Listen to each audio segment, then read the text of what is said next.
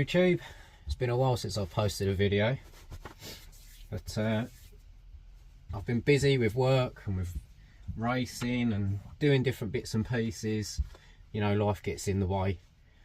And well, this video is going to be a first start of this Hyper 7 TQ Sport. Now, I was stumbling around on YouTube the other night and happened to come across a channel of a guy that I believe is local to me, and all of his videos are dedicated to nitro engines and nitro cars that have been sat around, maybe not been used for a good couple of years or whatever. And I just found myself engrossed with what he was doing. And I've had a nitro before. I've had a Hyper 7 before. You would have seen that on some other videos on my channel. That was back when a few of us had access to our mate's track. Now, unfortunately, our mate has gone back home, and subsequently the track is no longer. So that was a few years ago. So I had no use for my Hyper 7, and regrettably I sold it because it wasn't getting used. But yeah, like I say, I was stumbling across this guy's YouTube channel. I think it's Haggard RC.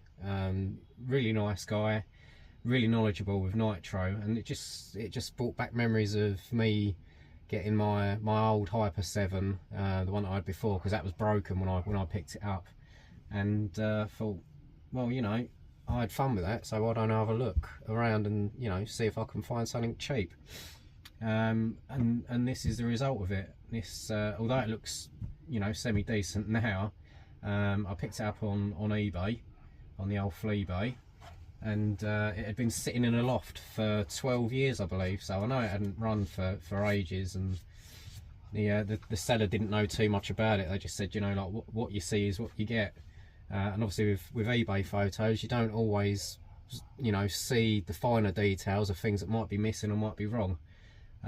So when I got it yesterday, it turned up, and the first thing I wanted to do was see if the engine had turned over, but I had no luck at all. It was completely seized, so whoever used it beforehand had obviously left it up in the loft with nitro in it, or, you know, hadn't put after run oil in it, and the engine had just seized solid.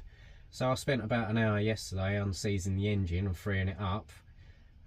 Made an order of little bits and pieces that I'd need for the car, like a new set of wheels and tyres, as you can see, some nitro fuel because I was completely out of it. Like I say, not used it for a good 3 years or so. Needed a new air filter because the old one had just perished. It was literally, as soon as you touched it, it just fell to pieces.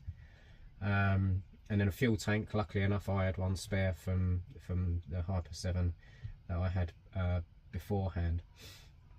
So what I wanted to do, and the whole purpose of this video, is so that I can show you guys, you know, if it runs, you know, which is what this other guy does. And I thought, yeah, it'd be good to document it. So it's not been started at all. I have literally just tipped a tiny bit of fuel in there. Obviously got it everywhere. When I sold my old Hyper 7, I let the filler bottle go. So yeah, it's a bit of a shame, but oh, that was the other thing I put on it. It was a rotor start, because from memory beforehand, pulling on the old pull cord, you end up breaking it and that. And I had a Fast Tracks rotor start on my last one. It ran really well. So so yeah. Anyway, I've probably bored you to tears now. This is the first start of a Hyper 7 that's been sat in a loft for the best part of 12 years.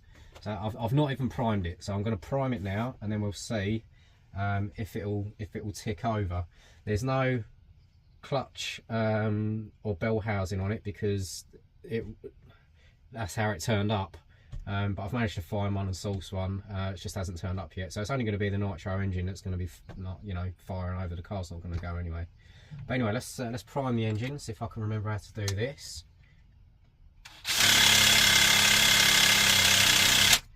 There we go. There was a different sound, different tone.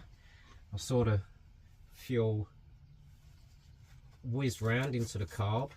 It's the if anyone's interested, it's the 0.21 3-port engine, which is exactly the same as the one I had beforehand. Really good engine. This has been on charge for a while, so hopefully this works. So I can pop this hopefully this should fire up straight away. I'm hoping so.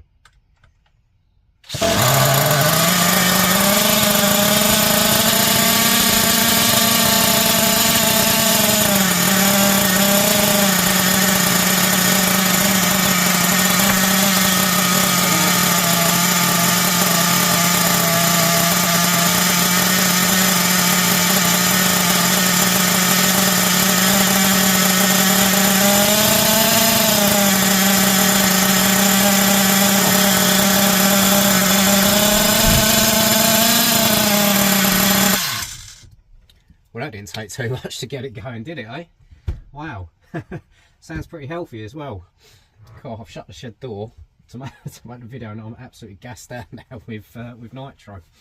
But wow, what an absolute little trooper, hey? All those years in a shed, or sorry, in a loft, and it fires up just like that. Amazing, absolutely amazing.